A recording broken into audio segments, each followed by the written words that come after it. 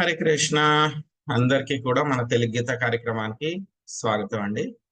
కార్యక్రమం మొదలు పెట్టే ముందు ఇస్కాన్ శేషాద్రిపురం అధిష్టాన దేవతలైనటువంటి శ్రీ శ్రీ జగన్నాథుడు, బలదేవ, సుభద్ర మహారాణి, సుదర్శన, నితాయ్, చైతన్య, వామనదేవ్, గౌరంగి బెంగళూరేశ్వర్, లక్ష్మీ నరసింహస్వామి, వామన్ దేవ్, ప్రహ్లాద్ మహారాజ్ అందరికీ కూడా నమస్కారం చేసుకుంటూ ప్రార్థనలు చేద్దాము.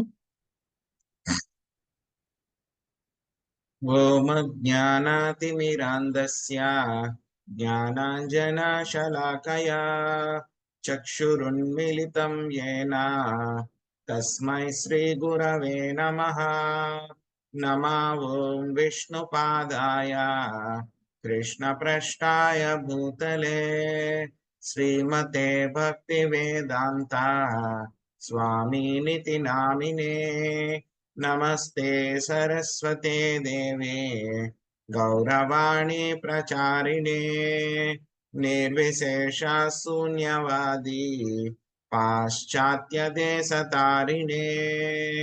జయ శ్రీ కృష్ణ చైతన్య ప్రభు నిత్యానంద శ్రీ అద్వైత గదాధర శ్రీవాసాది గౌర భక్త బృంద. హరే కృష్ణ కృష్ణ కృష్ణ హరే హరే, హరే రామ రామ రామ రామ హరే హరే. సో ఈరోజు మనము పురుషోత్తమ యోగంలో 19వ శ్లోకము నేర్చుకోవడానికి ప్రయత్నిద్దాము. పెనల్టిమేట్ అంటే చిట్ట చివరి శ్లోకానికన్నా ఒక శ్లోకం ముందు శ్లోకము.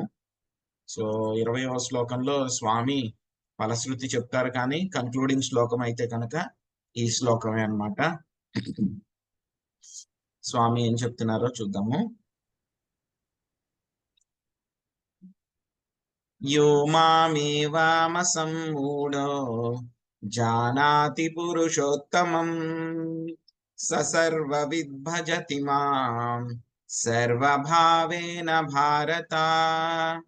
యో మామేవమసమ్మూఢో జానాతి పురుషోత్తమం స సర్వవిద్భజతి మాం సర్వభావేన భారత.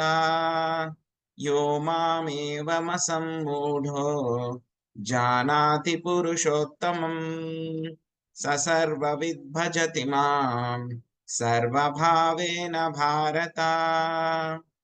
ఓ భారత, సంశయరహితముగా నన్ను పురుషోత్తముడని తెలియగలిగిన వాడే సర్వజ్ఞుడు. అందుచే అతడు నా భక్తియుక్త సేవయందు సంపూర్ణముగా నిమగ్నమగును. స్వామి చెప్పినవి రెండు సెంటెన్స్లు, కానీ దీంట్లోనే మొత్తము భక్తి అంతా కూడా, భక్తి ఎవరు భక్తి చేస్తారు అనేటువంటి విషయం అంతా కూడా నిగూఢమై ఉన్నాయన్నమాట. సో ఈ యొక్క అధ్యాయం పేరే మనకి పురుషోత్తమ యోగము. అంటే కనుక ఆ యొక్క దేవాది దేవుడు అయినటువంటి శ్రీకృష్ణ భగవానుడు గురించి తెలుసుకునేటువంటి యోగం అన్నమాట. మనం కర్మయోగం చూసాము, ధ్యాన యోగం చూసాము, కృష్ణ భక్తి రసాభావిత కర్మము చూసాము, ఆ తర్వాత ఇంకా భక్తి యోగము అది కూడా చూసాము, భగవంతుని ఏ విధంగా చేరుకోవచ్చు అనేటువంటి చూసాము, భగవద్ విభూతులు చూసాము, విశ్వరూప దర్శన యోగ చూసాము. కానీ యొక్క 15వ అధ్యాయం ఏమిటి? ఆ యొక్క పురుషోత్తముడైనటువంటి శ్రీకృష్ణ భగవానుడు గురించి ఎక్స్క్లూజివ్ గా చెప్పబడింది. సో ఆయన ఎవరు, ఏ విధంగా ఆయన ఉన్నతంగా ఉన్నారు, అదే విధంగా ఆయన పరమాత్మ కింద ఏ విధంగా ఉన్నారు అని చెప్పి చాలా విషయాలు మనకి స్వామి చెప్పారు. 15వ శ్లోకంలో స్వామి చెప్పారు. ఏం చెప్పారు మనకి 15వ శ్లోకంలోను? 15వ అధ్యాయము 15వ శ్లోకం అన్నమాట. ఏం చెప్పారు మనకి? ఆ యొక్క చాలా ఇంపార్టెంట్ ముఖ్యమైనటువంటి శ్లోకం.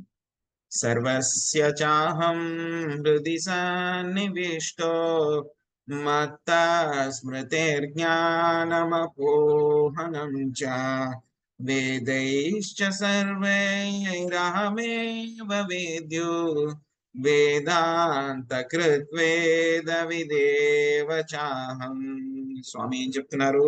సర్వస్య చాహం హృది సన్నివిష్టో, మొత్తం సర్వుల హృదయాలలో కూడా నేను నిలిచి ఉన్నాను. ఇంకేం చెప్తున్నారు? మత్త స్మృతిర్ జ్ఞానమపోహనం చ, నా నుంచే ఎవరి దగ్గరికైనా సరే ఆ యొక్క జ్ఞాపక శక్తి గాని, జ్ఞానము గాని, మరచిపోవడం గాని, ఇవన్నీ కూడా నా దగ్గర నుంచి వస్తున్నాయి. ఇంకేం చెప్తున్నారు? వేదైశ్చ సర్వేర్ అహమేవ వేద్యో వేదాంత కృత్ వేద విదేవ చాహం, మొత్తం అన్ని వేదాల ద్వారా తెలుసుకోదగినటువంటి వాడను నేనే. ఇంకా చెప్పాలి అంటే కనుక ఆ వేదాంతాన్ని రచించినటువంటి వాడిని, ఆ వేదాల్ని తెలిసినటువంటి వాడిని కూడా నేనే. నాకంటే కూడా పూర్తిగా వేదాల్ని తెలిసినటువంటి వాళ్ళు ఎవ్వరు లేరు. చూడండి, ఆ యొక్క పురుషోత్తముడి యొక్క గొప్ప గొప్ప లక్షణాలు ఆయన గురించి ఈ శ్లోకంలో చెప్పారు. ఏం చెప్పారు? అందరి హృదయాల్లో ఉండేటువంటి పరమాత్మ కింద ఉండేది కూడా నేనే. అందరికీ కూడా జ్ఞాపక శక్తి, మరుపు, అదేవిధంగా జ్ఞానం ఇచ్చేది కూడా నేనే. వేదాల యొక్క సారం, వేదాల ద్వారా తెలుసుకోదగినటువంటి వాడిని నేనే. ఆ వేదాలు ఇచ్చినటువంటి వాడిని కూడా నేనే. ఆ యొక్క వేదాంతాన్ని రచించినటువంటి వాడిని, వేదాల్ని తెలిసినటువంటి వాడిని కూడా నేనే అని చెప్పచ్చు. 16వ శ్లోకం నుంచి ఇంకా 18వ శ్లోకం దాకా మనకి ఏం చెప్తున్నారు? ఆ వేదాల యొక్క సారమంతా ఏమిటి అని చెప్పేసి మనకి చెప్పారు. ఏం చెప్పారు మనకి? 2 రకాలైనటువంటి పురుషులు ఉంటారు, అంటే జీవులు ఉంటారు. జీవులందరూ కూడా తటస్థ శక్తిలో ఉండేటువంటి వారు. క్షరులు, అక్షరులు. ఫాలెన్, ఫాలియబుల్, ఇన్ఫాలియబుల్. భౌతిక ప్రపంచంలో ఉన్నటువంటి వాళ్ళు, ఆధ్యాత్మిక ప్రపంచంలో ఉన్నటువంటి వాళ్ళు. 2 రకాలైనటువంటి జీవులు ఇద్దరు కూడా ఉంటారు. భౌతిక ప్రపంచంలో ఉన్నటువంటి వాళ్ళందరూ కూడా ఏంటి? క్షరులు. ఆధ్యాత్మిక ప్రపంచంలో ఉన్నటువంటి వాళ్ళందరూ కూడా అక్షరులు. కానీ తర్వాత శ్లోకంలో వెంటనే చెప్తున్నారు స్వామి. ఎందుకంటే మనం అనుకుంటాం స్వామిని కూడా మనం లెక్క కట్టేస్తాం అన్నమాట. మనతో సమానంగా చేసేస్తాం. ఎందుకంటే మనకి ఈర్ష్య కాబట్టి. ఎవరికైనా ఎవరి పట్లైనా ఈర్ష్య ఉందనుకోండి, మనం ఏం చేస్తాం? నాకన్నా వాడు పెద్ద గొప్పోడేం కాదులే, ఆ పని నేను కూడా చేయగలను, అదేం పెద్ద విషయం ఏం కాదు అని చెప్పి మనం చెప్తాం కదా. అలాగ మనం కూడా ఏంటంటే కనుక భగవంతుడి మీద అసూయతోటి మనం ఇక్కడికి వచ్చాం కాబట్టి, భగవంతుడితోటి మనం ప్రతిసారి కూడా సమానం చేసుకోవడానికి, ఆయన్ని అధిగమించడానికి, మనకి నిజంగా అలాగ చెయ్యలేకపోయినా సరే కనీసం మాటలతో అయినా సరే ఆ విధంగా చేయడానికి మనం ప్రయత్నిస్తూ ఉంటాం. అందుకే స్వామి ఆ విధంగా ఎవరైనా సరే నా భక్తులు కన్ఫ్యూజ్ అవుతారేమో అని చెప్పేసి స్వామి ఏం చెప్పారు? వీళ్ళిద్దరి కంటే కూడా ఉత్తమమైనటువంటి వాణ్ణి, ఉత్తమ పురుషుణ్ణి, పురుషోత్తముణ్ణి నేను. ఈ యొక్క క్షరులకి, అక్షరులకి ఉన్నతమైనటువంటి వాణ్ణి, ఇద్దరికంటే కూడా ఉన్నతమైనటువంటి వాణ్ణి నేను. నేనేం చేస్తున్నాను? మొత్తం ఈ యొక్క భౌతిక ప్రపంచంలో ముల్లోకాల్లోనూ ప్రవేశించి అందరినీ కూడా భరించేవాణ్ణి, వాళ్ళందరికీ కూడా ప్రభువుని, పరమాత్ముడిని నేనే అయి ఉన్నాను. జీవులు ఏదైతే కనుక ఈ భౌతిక ప్రపంచంలో ఇంద్రియ భోగం చెయ్యాలి అని చెప్పి జీవులు ఎవరైతే కనుక వచ్చారో, వాళ్ళు ఇంద్రియ భోగం చెయ్యాలి అని అన్నా సరే నా పర్మిషన్ లేకుండా, నా సహాయం లేకుండా వాళ్ళు ఇంద్రియ భోగం చేయలేరు. చూడండి, ఇంద్రియ భోగం ఏదైనా ఒకటి తినాలన్నా సరే మనకి చెప్తారు. స్వామి చెప్తారు, అహం వైశ్వానరో భూత్వా ప్రాణినాం దేహమాశ్రిత ప్రాణాపాన సమాయుక్త ప్రజామ్యన్నం చతుర్విధం. సో నేనే వైశ్వానర, అహం వైశ్వానర భూత్వా. నేనేం చేస్తాను? జీవులు ఎవరైతే కనుక ఆహారం తీసుకుంటారో ఆ యొక్క ఆహారాన్ని అంతా కూడా పచనం అంటే డైజెషన్ చేసేటువంటి ఆ యొక్క అగ్ని ఉంటుంది, జఠరాగ్ని ఉంటుంది మన యొక్క అందరి యొక్క ఆ యొక్క మన అందరి యొక్క కడుపులో ఉంటుందన్నమాట ఆ యొక్క జఠరాగ్ని. అది ఉండడం మూలంగానే మనకి తిన్న ఆహారం మనకి ఏమవుతుంది? డైజెషన్ అవుతుంది అనమాట. కొంతమందికి ఏంటంటే కనుక ఆ యొక్క జఠరాగ్ని చాలా ఎక్కువగా ఉంటుంది. ఎక్కువ ఉంటే కనుక ఏం చేస్తారు? వాళ్ళకి చాలా ఎక్కువగా ఉంటుంది, ఆకలి ఎక్కువ ఎక్కువ తింటూ ఉంటారు. కొంతమందికి ఏంటంటే కనుక జఠరాగ్ని బాగా తక్కువగా ఉంటుంది. వాళ్ళకి ఏంటంటే కనుక ఏది తిన్నా సరే అరగదనమాట. సో ఏది తిన్నా సరే అరగదు. వాళ్ళు తక్కువ తక్కువ తింటూ ఉంటారు. అది ఎక్కువ ఉన్న ప్రాబ్లమే, తక్కువ ఉన్న ప్రాబ్లమే. అది సమానంగా ఉండాలన్నమాట. సో ఏం చేస్తుంది మనకు ఆయుర్వేదాలు అయితే కనుక ఏం చేస్తారు? ఎవరికైనా సరే బాగా ఆకలి ఎక్కువేస్తుంది అంటే కనుక వాళ్ళ యొక్క జఠరాగ్ని తగ్గించడానికి మందిస్తారు. అదే కనుక ఏం చేస్తారు? మనకి ఈ యొక్క ఆకలి అవ్వట్లేదు, నాకు డైజెషన్ అవ్వట్లేదు అంటే వాళ్ళ జఠరాగ్ని పెంచడానికి వాళ్ళకి మందిస్తారనమాట. కానీ అల్టిమేట్ గా అగ్ని ఎవరు? జీవులు ఏదైనా సరే తిన్నా సరే మనం ఏం చేస్తాం, ప్రతి ఒక్కడు జీవుడు కూడా ఏదో ఒకటి తింటూ ఉంటాడు, అరగాలది. అరగకపోతే కనుక ఏమవుతుంది, మన శరీరానికి శక్తి రాదు, అంతేకాకుండా మనం చాలా డిస్టర్బ్ అయిపోతాం అనమాట అరగకపోతే కనుక. సో కనీసం జీవుడు తిన్నది అరిగించుకోవాలి అని అన్నా సరే దానికి ఆ యొక్క స్వామి యొక్క సపోర్ట్ కావాలి, పురుషోత్తముడి యొక్క సహాయం కావాలి, లేకపోతే అది కూడా అరిగించుకోలేము. సో జీవులు ఇంద్రియ భోగం చెయ్యాలన్నా సరే స్వామి యొక్క కరుణ లేకపోతే కనుక కుదరదు. ఇంకా 18వ శ్లోకంలో స్వామి చెప్పారన్నమాట. ఏం చెప్పారు? ఈ యొక్క క్షరులు అక్షరు వీళ్ళిద్దరికీ కూడా నేను అతీతంగా ఉన్నాను నేను. సో వీళ్ళిద్దరికంటే కూడా నేను ఉత్తమోత్తముడని, కాబట్టి మొత్తం ఈ యొక్క భౌతిక ప్రపంచంలోను ఆధ్యాత్మిక ప్రపంచంలోను వేదాల్లోనూ ఆయన చాలా ప్రసిద్ధి చెందాడంట. ఎలాగ ప్రసిద్ధి చెందాడంట? పురుషోత్తముడు, పురుషులు అందరికంటే కూడా ఉత్తముడు ఆయనే. అందరినీ కూడా భరించేవాడు, అందరినీ పోషించేవాడు, అందరినీ రక్షించేవాడు, మనందరి యొక్క స్థితికి కూడా కారణము, ప్రతిది కూడా ఆయనే అన్నమాట. కర్త కర్మ క్రియ అంతా కూడా ఆయనే. కానీ ఏంటంటే జీవులకి ఏదో కొంచెం చిన్న ఇండిపెండెన్స్, స్వతంత్రం ఇచ్చేశారనమాట. జీవులకి స్వతంత్రం ఇచ్చేశారనమాట. కానీ ఏంటి, జీవుడు ఆ స్వతంత్రాన్ని కనుక సద్వినియోగం చేసుకుంటే కనుక ఆ యొక్క పురుషోత్తముడి దగ్గరికి వెళ్ళవచ్చు. దుర్వినియోగం చేసుకుంటే కనుక ఏమవుతారు, ఇంకా ఇంకా ఈ యొక్క భౌతిక ప్రపంచంలోనే తిరుగుతూ ఉంటారన్నమాట. స్వామి ఈ శ్లోకంలో చెప్తున్నారు, ఏ మామేవ అసమ్మూఢో, ఏ ఈ విషయాన్ని ఎవరైతే కనుక, ఏ మామేవ, మాం అంటే కనుక నన్ను, ఈ విధముగా ఎవరైతే కనుక ఈ యొక్క విషయాన్ని, ఏ విషయము ఇప్పుడే ముందు శ్లోకంలో చెప్పారు కదా, పురుషోత్తముడని, నేనే పురుషోత్తముడని, జానాతి పురుషోత్తమం, తెలుసుకోవాలి. జానాతి అంటే కనుక తెలుసుకోవడం. ఏమ అసమ్మూఢో, ఈ యొక్క పదం చాలా ముఖ్యం అన్నమాట. అసమ్మూఢం అంటే కనుక ఎటువంటి సంశయము కూడా లేకుండా, ఎటువంటి సంశయం కూడా లేకుండా, జానాతి తెలుసుకునేటువంటి వాడు. ఏమని తెలుసుకోవాలి? పురుషోత్తమం, నేనే పురుషోత్తముడని, అంటే శ్రీకృష్ణ భగవానుడే పురుషోత్తముడు, దేవాది దేవుడు అనేటువంటి విషయాన్ని ఎవరైతే కనుక ఎటువంటి సంశయాలు కూడా లేకుండా ఉంటారో, ఎవరైతే ఆ విధంగా తెలుసుకుంటారో ఏమవుతుంది అప్పుడు, దాని గురించి చెప్తున్నారు. స సర్వవిద్ భజతి మాం, ఏం చేస్తారంట వాళ్ళు, వాళ్ళు అన్నీ తెలిసినటువంటి వాళ్ళు, అటువంటి వాళ్ళు, వాళ్ళకి వేదాల యొక్క సారాంశం అంతా కూడా తెలిసిపోయింది వాళ్ళకి. అటువంటి వాళ్ళు ఏం చేస్తారు, భజతి మాం, భజతే మాం, చాలా సార్లు వస్తుంది ఈ యొక్క పదం, భజతే భజంతే అని చెప్పి మనకి చాలా సార్లు వస్తుంది. వాళ్ళు ఏం చేస్తారు, ఆ యొక్క పురుషోత్తముడి యొక్క భక్తియుత సేవలో నియుక్తులవుతారు. ఎలాగా? వాళ్ళు సర్వభావేన, అన్ని రకాలుగా కూడా వాళ్ళు ఆ యొక్క పురుషోత్తముడి యొక్క భక్తియుత సేవలో వాళ్ళు నియుక్తమవుతారనమాట. సో మనము ఈ యొక్క నిర్ధారణకి రావాలన్నమాట. ఏమిటి యొక్క నిర్ధారణ? శ్రీకృష్ణ భగవానుడే దేవాది దేవుడు, మొత్తం పురుషులు జీవులు అందరికంటే కూడా ఉత్తముడు ఆయనే. ఇటువంటిది నిర్ధారణకి ఎలా రావాలి? ఇంకా ఎటువంటి అనుమానాలకి కూడా తావు ఉండకూడదు, ఇంకా ఫిక్స్ అయిపోవాలన్నమాట.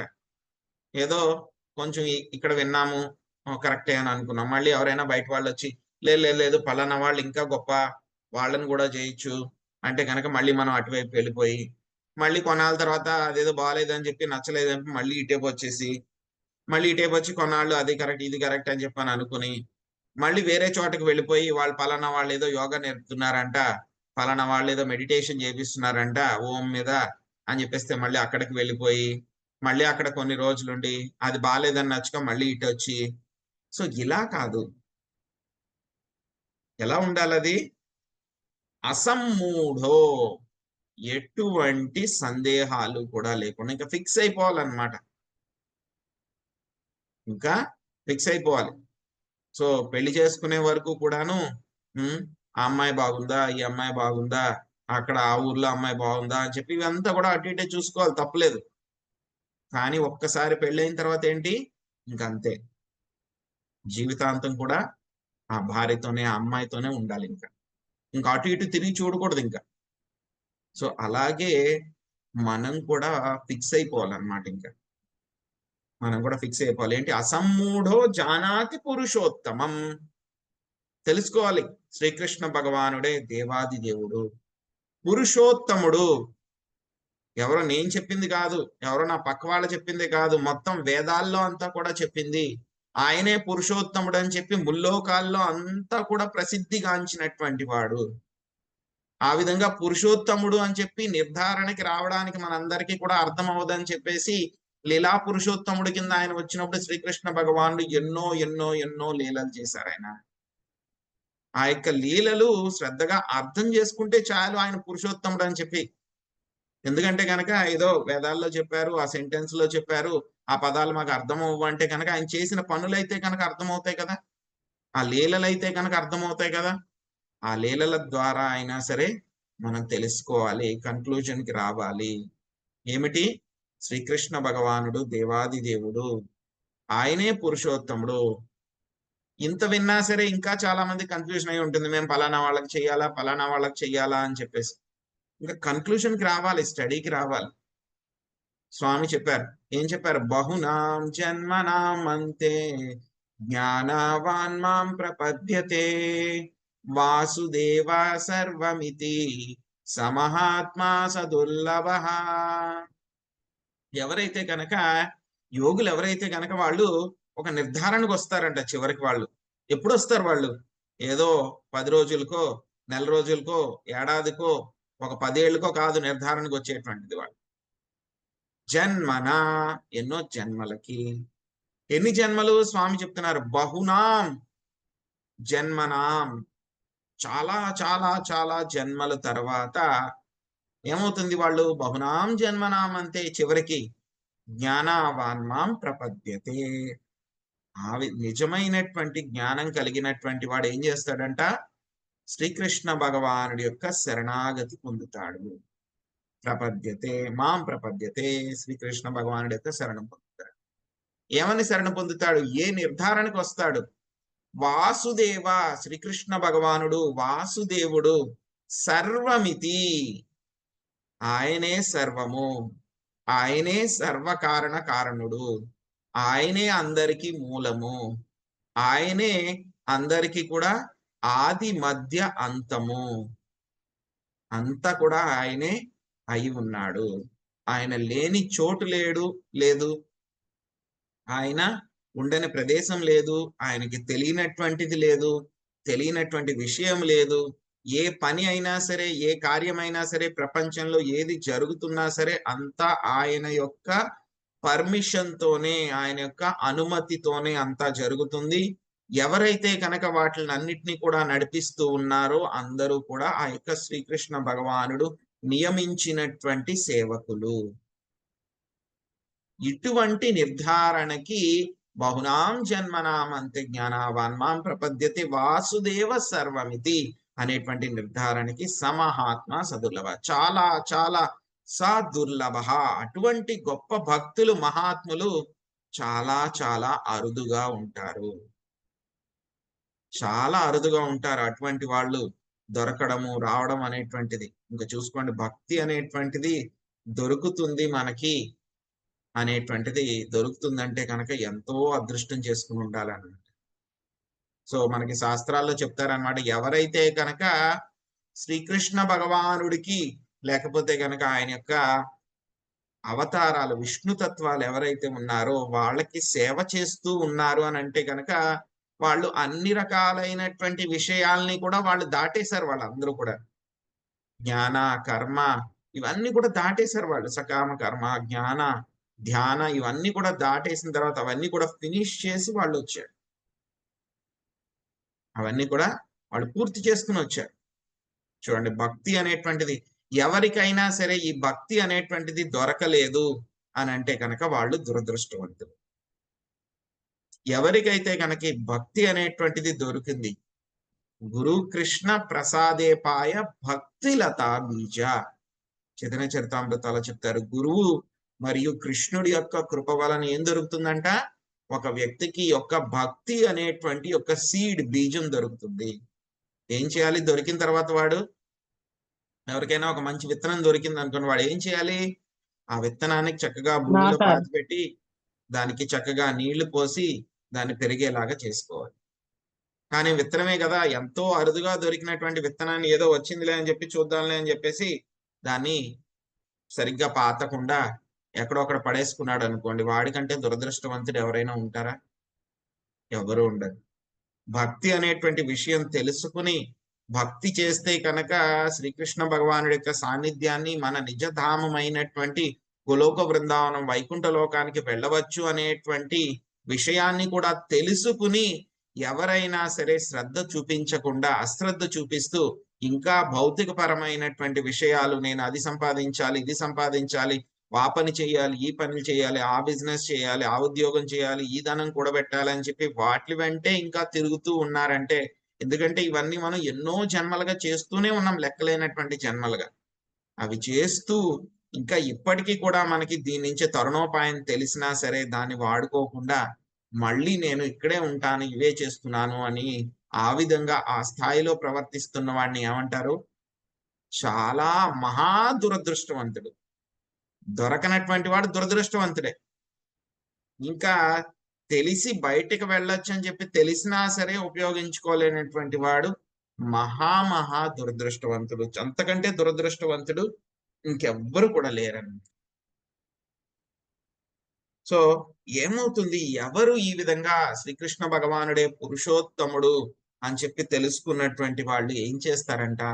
స్వామి ఏం చెప్పారు? అహం సర్వస్య ప్రభవో మత్తః సర్వం ప్రవర్తతే ఇతి మత్వా భజంతే మాం బుధా భావ సమన్వితా.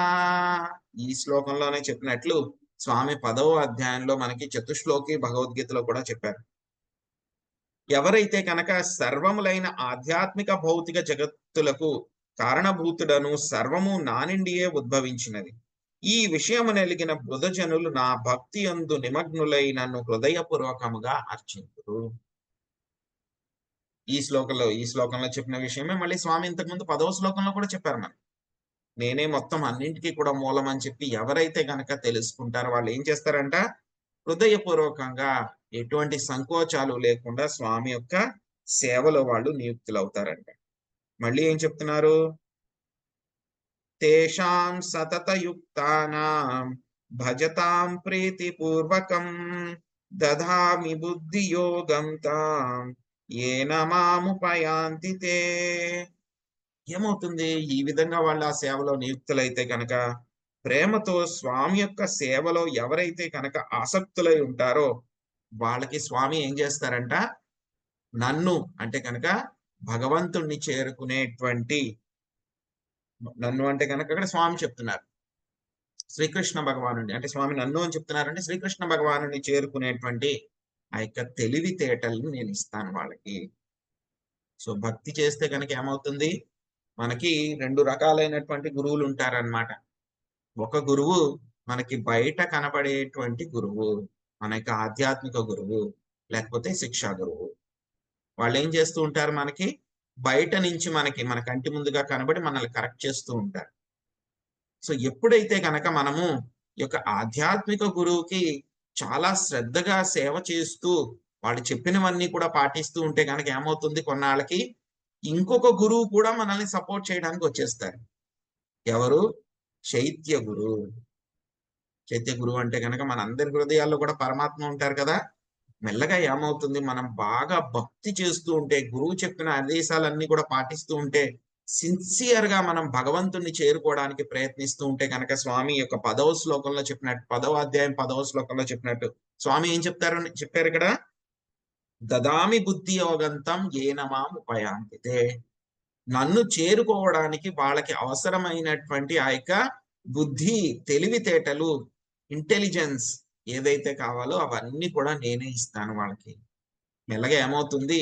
ఆ యొక్క చైత్య గురువు లోపల నుంచే వాళ్ళకి ఇన్స్ట్రక్షన్స్ వస్తాయి అన్నమాట, పరమాత్మ దగ్గర నుంచి.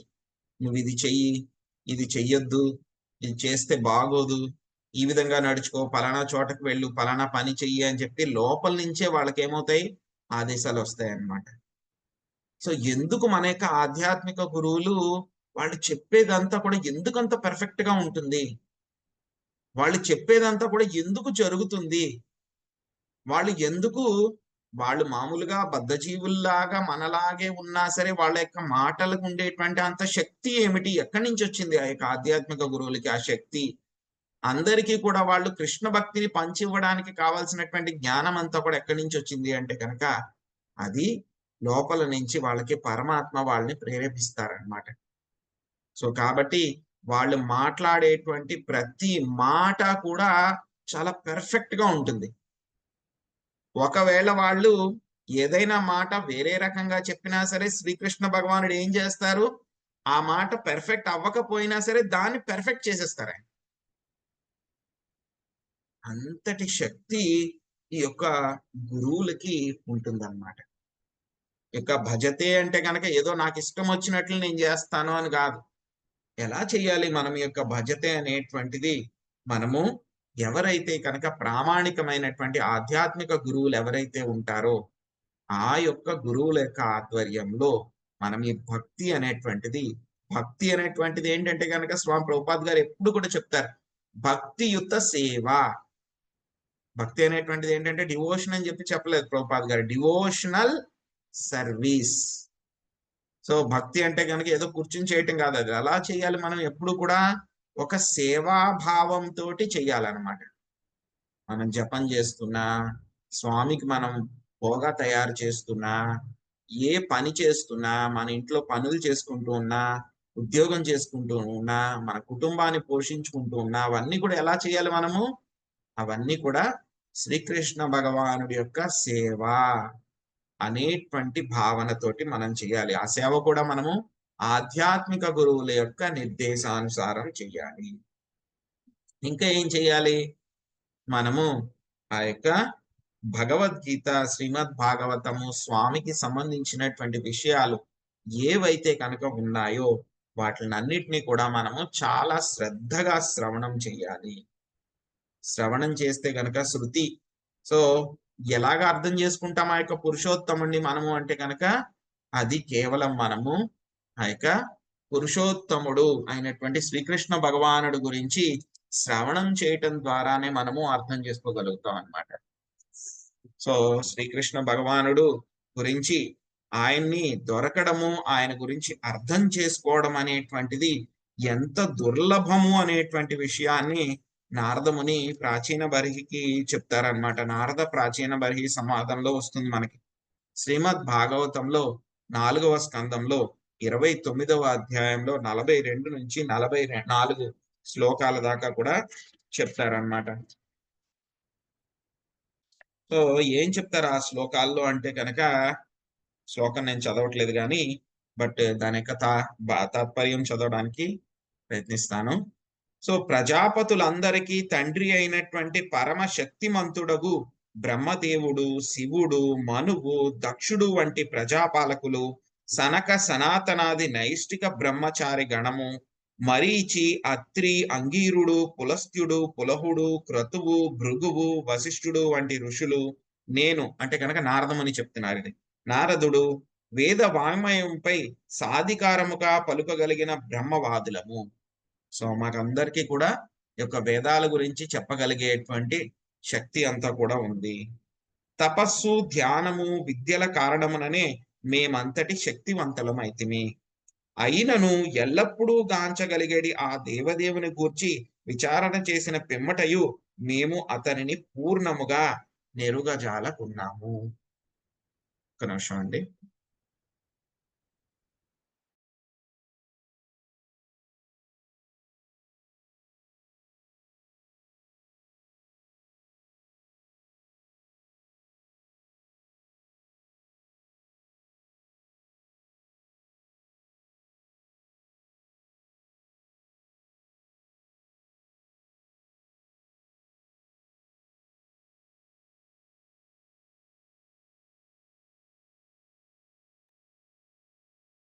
ఇక్కడ నారదముని ఏం చెప్తున్నారు, ఈ విధంగా వేదాల మీద మాకు అంతటి పట్టు ఉన్నా సరే, మేమందరం కూడా ఏం చెప్తున్నారు? మేమందరం కూడాను మాకు వేదాల గురించినటువంటి జ్ఞానం అంతా కూడా ఉంది.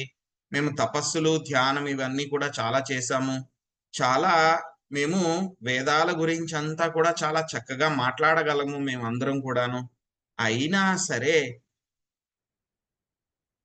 భగవంతుడి గురించి, ఆయన గురించి మాకు పూర్తిగా తెలీదు. శ్రీకృష్ణ భగవానుడి గురించి పూర్తిగా తెలియదు. సో, ఇంకా ఏం చెప్తున్నారు? అపారమైనటువంటి వేద జ్ఞానము బడసినను, వేద మంత్ర లక్షణములతో వివిధ దేవతలను పూజించినను, పరమ శక్తివంతుడైన దేవదేవుని అవగతము చేసుకొనుటకు ఆ దేవతార్చనము సహాయభూతము కాదు. సో, వేదాధ్యయనం చేసినా సరే భగవంతుడి గురించి తెలుసుకోలేము. ఇంకేం చెప్తున్నారు? దేవతార్చన, కర్మీస్ ఏం చేస్తూ ఉంటారు? కర్మకాండలో రకరకాలైనటువంటి పూజలు, నోములు, వ్రతాలు ఇవన్నీ కూడా చేస్తూ ఉంటారు. అవి చేసినా సరే శ్రీకృష్ణ భగవానుడి గురించి తెలుసుకోలేరు. పోనీ కర్మీస్ తెలుసుకోవట్లేదు, మరి వాట్ అబౌట్ జ్ఞానీస్, యోగిస్? జ్ఞానులు, యోగులు ఏమన్నా తెలుసుకోగలుగుతారా? వాళ్ళ గురించి మళ్ళీ చెప్పారు. కర్మీస్ కూడా తెలుసుకోలేరు. ఆ తర్వాత ఇంకా జ్ఞానులు ఎవరైతే ఉన్నారో వాళ్ళు కూడా ఏం చెప్తున్నారు మనకి ఇక్కడ? దేవతార్చనము సహాయభూతం కాదు, వేద జ్ఞానం బడసినను సహాయభూతం కాదు, వేద మంత్ర లక్షణాల ద్వారా దేవతలను పూజించినను సహాయభూతం కాదు. ఎవ్వరు కూడా తెలుసుకోలేరు. మరి ఎవరు తెలుసుకోగలరు? మనుజుడు భక్తి యోగమునందే నియుక్తుడైనప్పుడు భగవానుడు తన నిర్హేతుక కరుణను చూపి అతనిని అనుగ్రహించును. ఆత్మదర్శి అయిన భక్తుడు ఆ సమయమున సమస్తమగు భౌతిక కర్మలను మరియు వేదములందు పేర్కొనబడిన కర్మకాండను పరిత్యజించును. ఎవరు తెలుసుకోగలుగుతారంట? భక్తుడు మాత్రమే శ్రీకృష్ణ భగవానుడి గురించి, ఆయన యొక్క కాజ్లెస్ మెర్సీ అన్నమాట, ఎటువంటి కారణం లేకుండా ఆయన ఇచ్చేటువంటి ఆ యొక్క కరుణ ద్వారానే భక్తుడు తెలుసుకోగలుగుతారు. ఈ యొక్క వేదాల్లో చెప్పబడినటువంటి ఈ యొక్క ఏదైతే కర్మకాండలు ఏవైతే ఉన్నాయో, జంతువుల్ని బలిచ్చేటువంటి యజ్ఞాలు, యాగాలు ఏవైతే ఉన్నాయో అవన్నీ కూడా ఏంటంటే కనుక నిజమైనటువంటి గోల్, జీవులకి గమ్యం కాదు. జీవులకి గమ్యం కాదు. అవన్నీ కూడా యాయిమాం పుష్పితాం వాచం అంటారన్నమాట. అంటే కనుక వేదాల్లో చాలా ఫ్లవరీ లాంగ్వేజ్ అన్నమాట. చాలా బాగా చెప్పబడింది అనమాట. వాటి గురించి అంతా కూడా బాగుంది అని అనిపిస్తుంది. ఇది చేస్తే గనక నువ్వు స్వర్గలోకాలకి వెళ్తావు, ఇది చేస్తే గనక నువ్వు ఆ లోకానికి వెళ్తావు, అక్కడ ఈ రకమైనటువంటి ఫెసిలిటీస్ ఉంటాయి నీకు, చాలా బాగుంటాయి. నందనకానన అనేటువంటి ఒక తోటలు ఉంటాయి అక్కడ. అక్కడ నీకు ఈ విధమైనటువంటి మద్యం లభిస్తూ ఉంటుంది. అక్కడ ఈ విధమైనటువంటి అందమైన స్త్రీలు ఉంటారు, వాళ్ళతో భోగించవచ్చు. ఇవన్నీ కూడా చెప్తారు, చాలా బాగుంటాయి అన్నమాట ఇవన్నీ కూడా. కానీ అది నిజమైనటువంటి గోల్ కాదు జీవుడికి. జీవుడి యొక్క నిజమైనటువంటి గోల్ ఏమిటి అంటే కనుక తన యొక్క స్వరూప స్థితిని పొందడము. ఏమిటి ఆ యొక్క స్వరూప స్థితి? జీవేర స్వరూపే హోయ్ కృష్ణేర నిత్య దాస్. జీవుడి యొక్క నిజమైనటువంటి స్వరూపం ఏమిటి అంటే కనుక శ్రీకృష్ణ భగవానుడి యొక్క నిత్య దాసుడు. ఆ స్థితిలో మళ్ళీ మనము తిరిగి నెలకొల్పుకోవడానికే మనం ఏం చేస్తున్నాము? ఈ యొక్క భక్తి యోగం అంతా కూడా చేస్తున్నాం. ఇంకా ఏం చెప్తున్నారు చైతన్య మహాప్రభు? డైరెక్ట్ గా కృష్ణుడి యొక్క సేవకుడిని అనుకుంటున్నామేమో, అది కూడా కాదు. గోపీ భృత పద కమలయోర్ దాస దాసాను దాస. శ్రీకృష్ణ భగవానుడి యొక్క ఉత్తమమైనటువంటి భక్తులు ఎవరండి? వాళ్ళందరూ కూడా హైయెస్ట్ గోపికలు. ఆ గోపికల యొక్క పద కమలయోర్, వాళ్ళ పాదాలకి సేవ చేసేటువంటి సేవకుల సేవకుల యొక్క సేవకుల యొక్క సేవకుడిని నేను. ఇది జీవుడి యొక్క నిజమైనటువంటి స్థితి. ఈ స్థితికి వెళ్ళాలి అంటే కనుక ముందుగా మనం ఏం తెలుసుకోవాలి? శ్రీకృష్ణ భగవానుడి యొక్క పొజిషన్ ఏమిటి, ఆయన యొక్క స్థితి ఏమిటి. అందుకే మనకి శ్రీమద్ భాగవతంలో దశమ స్కందంలో పెట్టారు శ్రీకృష్ణ భగవానుడి గురించి, ఆయన యొక్క లీలల గురించి. మొత్తం 12 స్కందాలు ఉంటే కనుక 10వ స్కందంలో శ్రీకృష్ణ భగవానుడి గురించి చెప్పారు. ఎందుకు ఫస్ట్ లోనే చెప్పొచ్చు కదా? ఎందుకు చెప్పలేదు అని అంటే కనుక ఆయన గురించి గ్లిమ్స్ అయితే ఇచ్చారు, కానీ ఆయన గురించి పూర్తిగా చెప్పింది ఎప్పుడు మనకి చెప్పారు? 10వ స్కందంలో చెప్పారు. ఎందుకంటే గనక ఆ 10వ స్కందంలో ఉండేటువంటి లీలల్ని మనం అర్థం చేసుకోవాలి అని అంటే గనక మనకి ముందుగా ఆయన ఎంతటి గొప్ప వ్యక్తి అని చెప్పి మనకి తెలియాలి. సో అదే తెలుసుకోవడానికి మనకి భౌతిక ప్రపంచం మొత్తం 9 స్కందాలు చదివితే గనక అప్పుడు మనకు అర్థమవుతుంది శ్రీకృష్ణ భగవానుడు ఎంతటి పురుషోత్తముడు ఆయన యొక్క శక్తి ఏమిటి, ఆయన ఐశ్వర్యాలు ఏమిటి, ఆయన లీలలు ఏమిటి, ఆయన గుణగణాలు ఏమిటి, ఆయన లక్షణాలు ఏమిటి, ఆయన భక్తుల్ని ఏ విధంగా పోషిస్తారు, ఆయన ఏ విధంగా సృష్టి చేశారు, ఏ విధంగా ఆయన లయం చేశారు, ఏ విధంగా మొత్తం అందరినీ కూడా పోషిస్తూ ఉన్నారు, భరిస్తూ ఉన్నారు, భక్తుల్ని ఏ విధంగా రక్షిస్తారు, దుష్టుల్ని ఏ విధంగా శిక్షిస్తారు, ఏ విధంగా ఆయన అవతారాలు తీసుకుంటారు, ఏ విధంగా ఆయన భక్తి చేయడానికి ప్రేరేపిస్తారు అందరినీ కూడాను, ఏ విధంగా భక్తుల్ని ఎప్పుడూ కూడా కంటికి రెప్పలాగా ఆయన కాపాడుకుంటారు, భక్తులకి కూడా ఆయన సేవ చేయడానికి కూడా రెడీ అయిపోతారు ఆయన. ఎలా అయితే కనుక అర్జునుడికి రథసారథి కింద, పార్థసారథి కింద ఎలా అయ్యారు, ఇటువంటి విషయాలన్నీ కూడా మొత్తం తెలుసుకున్న తర్వాత అప్పుడు మనం 10వ స్కందము 11వ స్కందంలో స్వామి చేసిన లీలల గురించి తెలిస్తే అప్పుడు ఆయన యొక్క గొప్పతనం ఏంటని అర్థం అవుతుంది. లేకపోతే కనుక డైరెక్ట్ గా మనం 11వ స్కందంలో 10వ స్కందంలో ఉన్నటువంటి పంచరసాధ్యాయకి వెళ్ళిపోతే ఆయన గోపికలతో చేసినటువంటి రాసలీలలను చదివేస్తే కనుక ఏమవుతుంది, ఇది ఎవరైనా చేయొచ్చు కదా, నేను కూడా చేయొచ్చు కదా, భౌతికంగా మామూలు వాళ్ళు చేసేటువంటి లీలలే కదా, మేము చేస్తాం అన్నట్టు ఉంటుంది అనమాట. కానీ 10 స్కందాల కన్నా ముందు 9 స్కందాలు కూడా చదువుకుని అప్పుడు పంచరసాధ్యాయకి వెళ్ళి అప్పుడు కూడా సొంతంగా కాకుండా గురువుల యొక్క నిర్దేశంలో కనుక మనము ఆ యొక్క అధ్యాయాలను చదివితే కనుక ఆ యొక్క శ్రీకృష్ణ భగవానుడి యొక్క గొప్పతనాన్ని, ఆయన ఎంతటి పురుషోత్తముడు అనేటువంటి విషయం మనకు తెలుస్తుంది. తెలిసిన తర్వాతే కదా, పూర్తిగా తెలియకపోయినా సరే మనకి థియరిటికల్ గా తెలిసినా సరే ఆయన యొక్క భక్తి యోగంలో నియుక్తం అయితే కనుక మెల్లగా మనము ఆయన పురుషోత్తముడు అని తెలుసుకుని ఆయన యొక్క నిజమైనటువంటి సేవలో గురువుల యొక్క నిర్దేశంలో మనము ఆయనకి సేవ చేయగలుగుతాం అన్నమాట. సో ఇదండి మనం ఈరోజు నేర్చుకున్నటువంటి విషయము పురుషోత్తముడు గురించి. సో రేపు ఈ యొక్క అధ్యాయం యొక్క ఫలశ్రుతి ఏమిటి అనేది రేపు తెలుసుకుందాము. హరే కృష్ణ.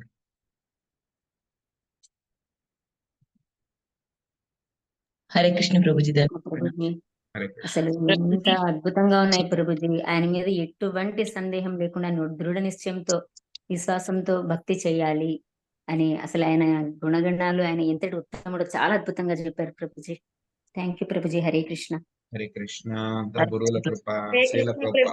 ప్రభుజీ ఒక చిన్న సందేహం ప్రభుజీ. అంటే ఇప్పుడు ఇందాక మీరు చెప్పారు కదా, దాసుడు అంటే వాళ్ళకి భక్తి చేస్తే శ్రీకృష్ణుడికి ఎక్కువ ఇష్టం అంటే అని, అట్లా ఇప్పుడు మరి ఈ ఆంజనేయ స్వామి గాని లేకపోతే ఇప్పుడు భక్త ప్రహ్లాద్ వీళ్ళందరూ ఉన్నారు కదా, వాళ్ళని ఆరాధించడం అనేది కరెక్ట్ కాదా? అంటే కృష్ణుని మనం ఎటు ఆరాధిస్తాము, కొన్ని సందర్భాల్లో మనకి అంటే ఎలా అడగాలి నాకు అర్థం కావట్లేదు ప్రభుజీ. యాక్చువల్ గా అంటే హనుమంతుడు కూడా దాసుడు కదా, అలాంటి దాసుల్ని కూడా మనము పూజించొచ్చా? అది ఏమైనా దోషమా అనేది?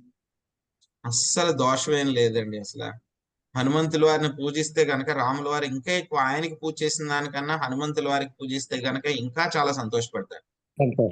సో ప్రహ్లాద్ మహారాజ్కి మనము ఆయన్ని పూజించడమే కాకుండా ఆయన ఏ విధంగా భక్తి చేశారు అనేటువంటి విషయం తెలుసుకుని ఆయనలాగా సంపూర్ణ శరణాగతి మనం పొందితే కనుక ఆయన్ని ఐడియల్ గా, అంటే కనుక ప్రతి ఒక్కరికి కూడా ఒక రోల్ మోడల్ ఉంటారు జీవితంలో మంచిగా వెళ్లే వాళ్ళందరికీ కూడా.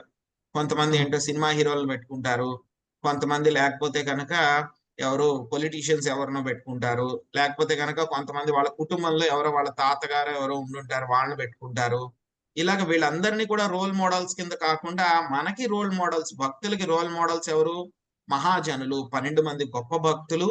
ఇటువంటి భక్తులు అన్నమాట హనుమంతుల వారు, ప్రహ్లాద్ మహారాజు, వీళ్ళందరి గురించి కూడా మనకు వస్తుంది భాగవతంలో, శాస్త్రాల్లో కూడా మనకి చెప్తారు. వీళ్ళందరూ ఎందుకు చెప్తారు భాగవతంలో ఇంతమంది భక్తుల గురించి అంటే కనుక వాళ్ళందరూ కూడా హీరోస్, నిజమైనటువంటి హీరోస్ వాళ్ళు.